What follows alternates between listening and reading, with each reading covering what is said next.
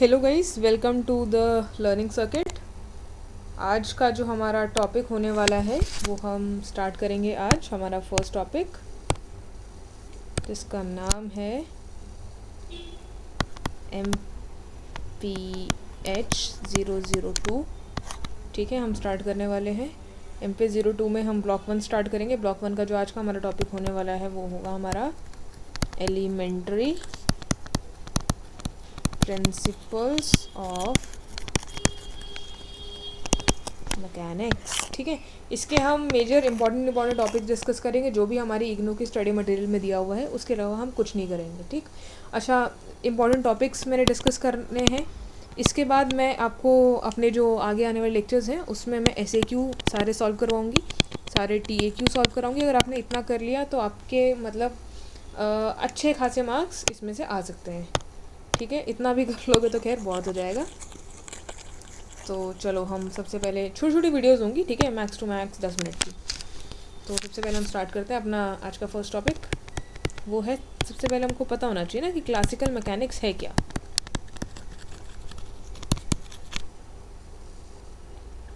तो इसका सबसे पहले देखो, क्लासिकल मैकेनिक्स एक तरह की वो फिज़िक्स की ब्रांच है जो डील करती है किसके डिस्क्रिप्शन से और किसके एक्सप्लेनेशन से। किसका एक्सप्लेनेशन? अगर कोई भी मोशन हो रहा है तो वो मोशन कैसे हो रहा है, वो मोशन कहाँ हो रहा है, ठीक है, इन सब चीज़ों का जो एक्सप्लेनेशन है, इस सब चीज़ों का डिस्क्रिप्शन है, वो हम कहाँ पे पढ़ेंगे? सारा क्लासिकल मैकेनिक्स में। वैसे ऐसा क्वेश्चन आने के चांसेस नहीं हैं, बट लिख लो, मतलब इतना मुझे लगता है। एक कोई भी पूछ सकता है कि MSc की है तो क्लासिकल मैकेनिक्स होता क्या है, तो लिख लेना, branch of physics which deals with the description and explanation of motion of point like as well as extendable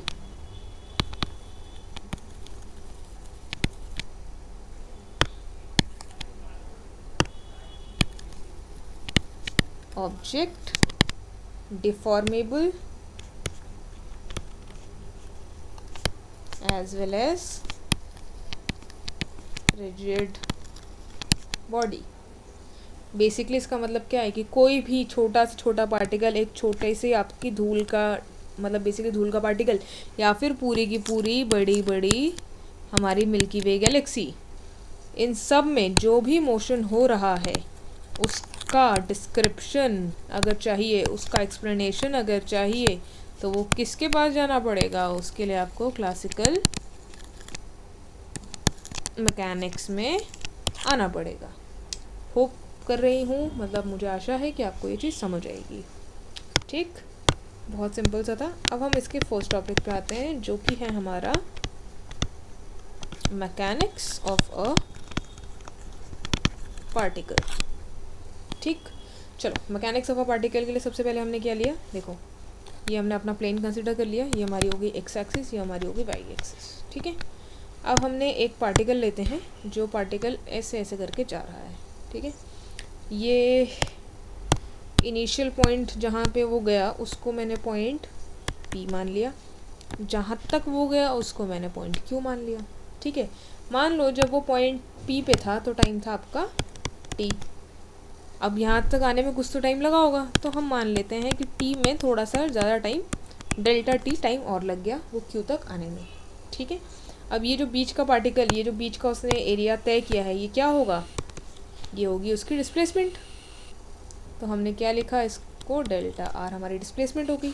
अब हम इनके पोजीशन वेक्टर बनाएंगे। ये सब आपने अपने BSc में सीख रखे हैं। ठीक है, ये रहा मेरा पोजीशन वेक्टर, इसको मैं ले लेती हूँ position vector of P।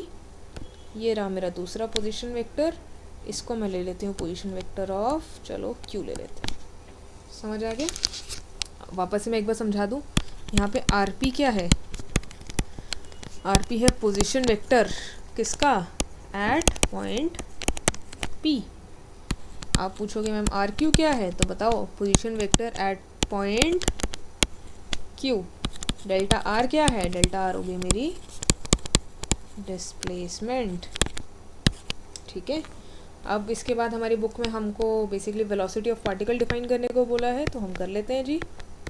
Velocity of particle, देखो वेलोसिटी होती क्या है, वेलोसिटी बेसिकली होती है मेरा डिस्प्लेसमेंट अपॉन में टाइम। ये बोलते हैं ना वेलोसिटी को कैसे डिनोट करते थे, वी से करते थे। तो यहाँ पे हमारी वी क्या हो जाएगी, यहाँ पे मेरा वी हो जाएगा लिमिट जब डेल्टा टी टेंड हो किसको, ज़ीरो को जी, क्या होगा delta R change in position upon में चेंज इन टाइम।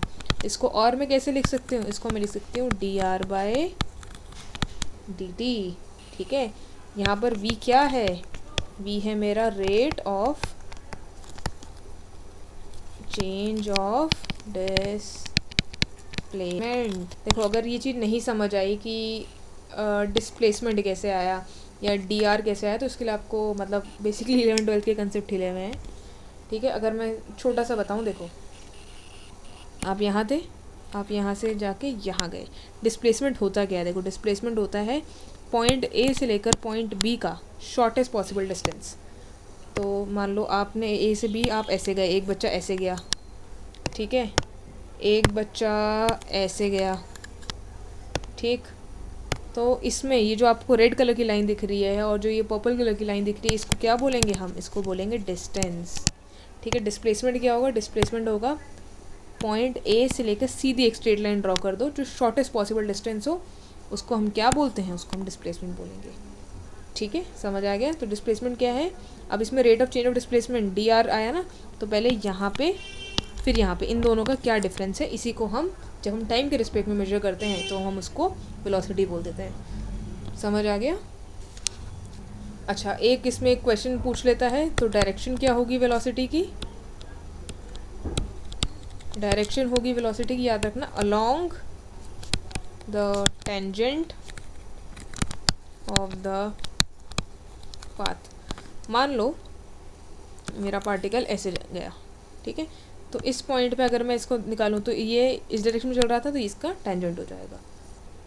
याद रहेगा ये चीज़।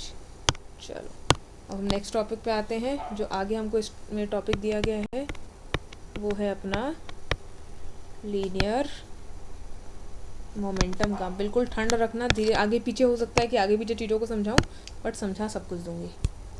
तो लीनियर मोमेंटम हमने पढ़ा है, लीनियर मोमेंटम क्या होता है, पी की वैल्यू किसकी होती है, एम वी के।